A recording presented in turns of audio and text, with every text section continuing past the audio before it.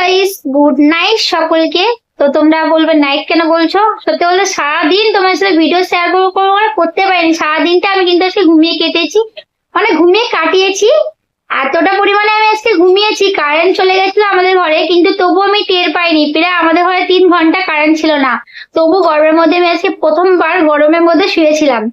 আগে গরম হলে, গরম বা কারেন্ট চলে গেলে আমি কিন্তু ঘুমাতে পারতাম না, এখন কিন্তু গরমতে ঘুমিয়ে পড়েছিলাম। এতটা শরীর দুর্বল আমার, আমি নিজেও বুঝতে পারছি না আমার শরীর কেন এত দুর্বল, আর কিসের জন্য এত দুর্বল আমি বুঝতেও পারছি না নিজেও।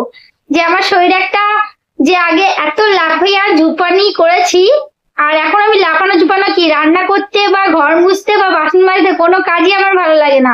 সব এখন মাই করে, কিন্তু আমার এখন কোনো কাজই ভালো লাগে না।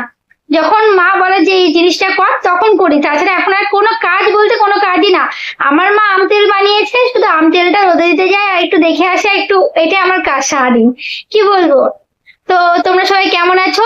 আশা করি ভালো আছো। কালকে তোমাদের নতুন ভিডিও আসছে, তোমরা চোখ রাখো কালকের দিনটা। তো নতুন ভিডিও বানাচ্ছি, তো সেই ভিডিওটা তোমার সাথে শেয়ার করব। জানি তোমাদের তোমাদের বলি যে ভিডিও দিব দিব দিব, কিন্তু ভিডিও দেওয়া হয় না।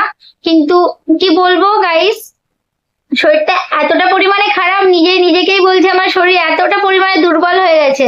আমি নিজেও জানি না আমার শরীর কি করে দুর্বল হচ্ছে, এত দুর্বল মনে হয় আমার শরীরে বলই নেই। রাত্রিবেলা যাবো একটু বল পাই, সকালে উঠে আমি বলই পাই না। আমার শরীরে এতটা পরিমাণে কষ্ট হয়, আমার মনে হয় এতটা কষ্ট হয়, মনে হয় কেউ আমাকে রাত্রিবেলা এত মেরেছে, মনে হয় রক্ত সব চুষে খেয়েছে গা থেকে। আমার এরকমই মনে হয় রাত্রিবেলায়, সকালবেলা উঠে এরকমই মনে হয়, মানে উঠতে পারি না। আমার শরীর এতটা পরিমাণে দুর্বল, যখন মা ডাকে আমি মাকে অব্দি ও মা আমাকে ডাকবে না তো, ঘুমাতে দাও। আমার ঘুম হয়নি, কিন্তু আমি সারাটা রাত ঘুমাচ্ছি, তবু যেন আমার ঘুমটাই পুষাচ্ছে না। জানি না আমার কি হচ্ছে। তো তোমাদের সাথে এরকম কখনো হয়েছে? তোমরা কমেন্ট করো তো। চলো ভিডিওটা এখানে শেষ করছি, নেক্সট গুলোকে দেখা হচ্ছে। ততক্ষণের জন্য ভালো থেকো আর